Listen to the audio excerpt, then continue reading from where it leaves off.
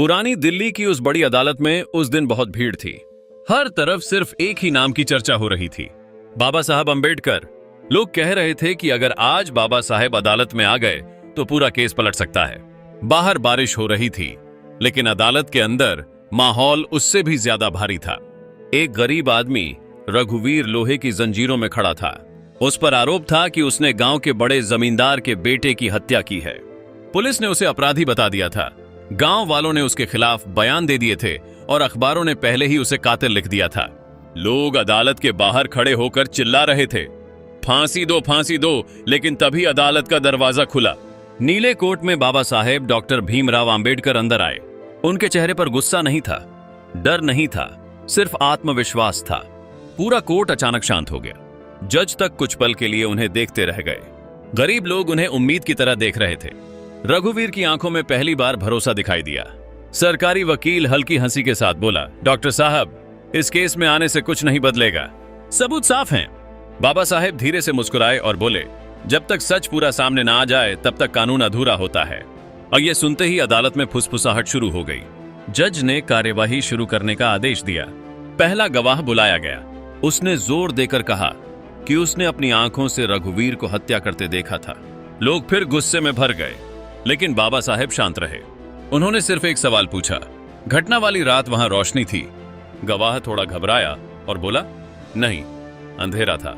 बाबा साहेब ने दूसरा सवाल पूछा, और बारिश भी हो रही थी? उसने कहा, हाँ। फिर बाबा साहेब ने सीधा उसकी आंखों में देखते हुए पूछा, तो अंधेरे और बारिश में तुमने 100 कदम दूर से चेहरा कैसे पहचान लिया? बोलिए। पूरा कोर्ट अचानक शांत हो गया। गवाह के चेहरे से पसीना टपकने लगा। लोग एक दूसरे की तरफ देखने लगे। पहली बार सबको लगा कि शायद इस केस में कुछ छुपाया जा रहा है। फिर दूसरा गवाह बुलाया गया। उसने भी वही कहानी दोहराई, लेकिन बाबा साहेब ने उसकी बातों में भी झूठ पकड़ लिया। कभी समय गलत निकला, कभी जगह बदल गई। अदालत में बैठे लोगों के चेहरे धीरे धीरे बदलने लगे। जो लोग अभी तक रघुवीर को अपराधी मान रहे थे, अब वही लोग सोच में पड़ गए। तभी सरकारी वकील गुस्से में बोला, गवाह चाहे जैसे हों, लेकिन कानून साफ कहता है कि इस अपराध की सजा फांसी है। जज ने भी सिर हिलाया। तभी बाबा साहेब ने अपनी मेज से कानून की एक पुरानी किताब उठाई। उन्होंने उसकी तारीख दिखाई और बोले, माय लॉर्ड, यही इस केस की सबसे बड़ी सच्चाई है। और पूरा कोर्ट उनकी तरफ देखने लगा। बाबा साहेब ने धीरे धीरे कहा, जिस धारा में इस आदमी को सजा दी जा रही है, वह धारा घटना के समय लागू ही नहीं थी। यह सुनते ही अदालत में सनसनी फैल गई। सरकारी वकील की आंखें फैल गईं। जज तुरंत अपनी कुर्सी से आगे झुके। अदालत में बैठे लोग एकदम चुप हो गए। बाबा साहेब ने कानून की किताब खोलकर तारीख पढ़ी और बोले, घटना जनवरी में हुई, लेकिन यह कानून अप्रैल में बना। कानून बाद में बना, सजा पहले कैसे दी जा सकती है? पूरा कोर्ट हिल गया। लोगों को पहली बार समझ आया कि एक बहुत बड़ा खेल खेला गया था। जज ने तुरंत फाइल मंगवाई, तारीखें मिलाई गईं और सच वही निकला जो बाबा साहेब कह रहे थे। अदालत में बैठे कई लोग हैरान रह गए। सरकारी वकील की आवाज कांपने लगी। उसने कहा, लेकिन अपराध तो हुआ है। बाबा साहेब तुरंत बोले, अगर आज अदालत ऐसे कानून से सजा देगी जो उस समय था ही नहीं, तो कल इस देश का कोई भी इंसान सुरक्षित नहीं रहेगा। जी, उनकी आवाज में इतनी ताकत थी कि पूरा कोर्ट कुछ पल के लिए बिल्कुल शांत हो गया। रघुवीर रोने लगा। उसने कांपती आवाज में कहा, बाबा साहेब, मैंने कहा था ना, मैं बेगुनाह हूं। बाबा साहेब उसकी तरफ बढ़े और बोले, जब तक कानून जिंदा है तब तक सच को दबाया नहीं जा सकता। यह सुनकर अदालत में बैठे कई लोगों की आंखें नम हो गईं। बाहर मीडिया वालों ने खबर फैला दी कि केस पलट चुका है। अगले दिन अदालत के बाहर हजारों लोगों की भीड़ जमा हो गई। हर कोई सिर्फ बाबा साहेब को देखने आया था। लोग कह रहे थे कि अगर आज वह नहीं आते तो एक बेगुनाह इंसान फांसी पर चढ़ जाता। अगले दिन जैसे ही बाबा साहेब अदालत पहुंचे, पूरा माहौल बदल गया। उन्होंने जज की तरफ देखते हुए कहा, इंसाफ वही होता है जहां कानून का सही इस्तेमाल हो, डर का नहीं। वह जज कुछ देर चुप रहे, फिर उन्होंने फैसला सुनाना शुरू किया। अदालत मानती है कि आरोपी पर लगाई गई धारा घटना के समय लागू नहीं थी, इसलिए यह सजा कानून के खिलाफ है। इतना सुनते ही पूरा कोर्ट गूंज उठा। रघुवीर जमीन पर बैठकर रोने लगा। उसकी मां बाबा साहेब के पैरों की तरफ बढ़ी, लेकिन उन्होंने तुरंत उसे उठाकर कहा, किसी की जिंदगी बचाना एहसान नहीं, इंसाफ है। बाहर लोग जोर जोर से बाबा साहेब का नाम लेने लगे। पत्रकारों ने उन्हें घेर लिया। एक पत्रकार ने पूछा, डॉक्टर साहब, आपने इतना बड़ा सच कैसे पकड़ा? बाबा साहेब मुस्कुराए और बोले, कानून का काम गरीब को दबाना नहीं, हर इंसान को बराबरी देना है।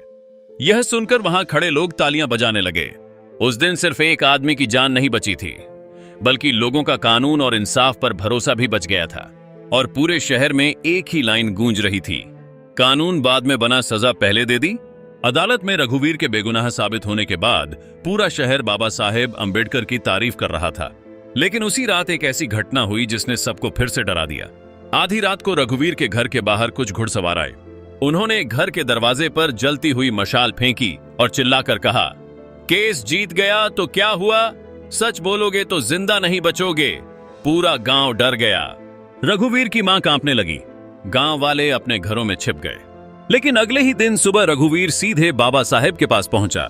उसकी आंखों में डर साफ था।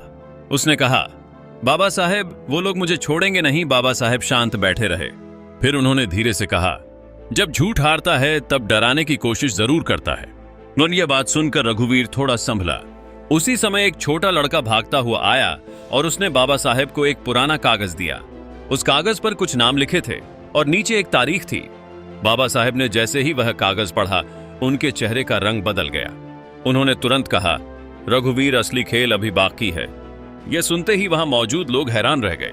बाबा साहेब तुरंत उस पुराने रिकॉर्ड ऑफिस पहुंचे जहां पुराने केस की फाइलें रखी जाती थीं। वहां पहुंचकर उन्होंने कई घंटों तक धूल भरी फाइलें देखीं। अचानक उन्हें एक ऐसा दस्तावेज मिला जिसने पूरे केस की दिशा बदल दी। उस फाइल में लिखा था कि जमींदार के बेटे की मौत हत्या से नहीं, बल्कि उसके अपने लोगों की लड़ाई में हुई थी। लेकिन यह रिपोर्ट दबा दी गई थी। बाबा साहेब समझ गए कि यह सिर्फ एक झूठा केस नहीं था, बल्कि बहुत बड़ी साजिश थी। उसी समय कुछ लोग रिकॉर्ड रूम में घुस आए। उनके हाथों में डंडे थे। उन्होंने बाबा साहेब को डराने की कोशिश की और कहा, यह फाइल बाहर गई तो बहुत लोग बर्बाद हो जाएंगे। लेकिन बाबा साहेब बिना डरे खड़े रहे। उन्होंने सीधा जवाब दिया, सच छुपाने वाले हमेशा डरते हैं, सच बोलने वाले नहीं। यह सुनकर वे लोग गुस्से में वहां से चले गए। अगले दिन अदालत फिर से भरी हुई थी। इस बार शहर के बड़े अधिकारी भी मौजूद थे। सबको लग रहा था कि बाबा साहेब अब कोई बड़ा खुलासा करने वाले हैं। अदालत शुरू हुई। सरकारी वकील ने कहा, यह केस खत्म हो चुका है। लेकिन बाबा साहेब ने मेज पर वह पुरानी फाइल रख दी और बोले, अगर यह केस खत्म हो गया होता तो यह फाइल छुपाई क्यों गई। तो पूरा कोर्ट चौंक गया। जज ने तुरंत फाइल मंगवाई। जैसे जैसे फाइल पढ़ी गई, अदालत में बैठे लोगों के चेहरे बदलते गए। उसमें साफ लिखा था कि पहली जांच में रघुवीर का नाम था ही नहीं, लेकिन बाद में रिपोर्ट बदली गई। पुलिस अधिकारियों के हस्ताक्षर भी बदले गए थे। यह सुनते ही अदालत में हड़कंप मच गया। तभी अचानक पीछे से आवाज आई, सब झूठ है। सबकी नजर पीछे गई। वहां जमींदार खुद खड़ा था। उसकी आंखों में गुस्सा था। उसने चिल्लाकर कहा, एक गरीब आदमी के लिए तुम इतने बड़े लोगों से लड़ रहे हो। स्वयं बाबा साहेब उसकी तरफ बढ़े और बोले, कानून अमीर और गरीब देखकर इंसाफ नहीं करता। उनकी आवाज इतनी मजबूत थी कि पूरा कोर्ट शांत हो गया। जमींदार हंसने लगा और बोला, तुम सच जीत भी गए तो भी कोई हमारा कुछ नहीं बिगाड़ सकता। ये तभी बाबा साहेब ने अदालत के सामने एक और सबूत रखा। वह एक गुप्त चिट्ठी थी जिसमें पुलिस को पैसे देने की बात लिखी थी। अदालत में बैठे लोग दंग रह गए। सरकारी वकील तक चुप हो गया। जज ने गुस्से में कहा, अगर यह सच है तो यह कानून के साथ सबसे बड़ा धोखा है। तभी अदालत के बाहर जोर जोर की आवाज आने लगी। हजारों लोग जमा हो चुके थे। सब बाबा साहेब का नाम ले रहे थे। अंदर अदालत में माहौल और भारी हो चुका था। तभी अचानक एक बूढ़ा आदमी लाठी के सहारे अंदर आया। उसे देखकर जमींदार के चेहरे का रंग उड़ गया। बूढ़े आदमी ने कांपती आवाज में कहा, मौत से पहले जमींदार के बेटे ने खुद सच बताया था। पूरा कोर्ट एकदम शांत हो गया। बूढ़े आदमी ने कहा, उसकी हत्या नहीं हुई थी। उसके अपने साथियों की लड़ाई में गलती से उसकी जान गई थी।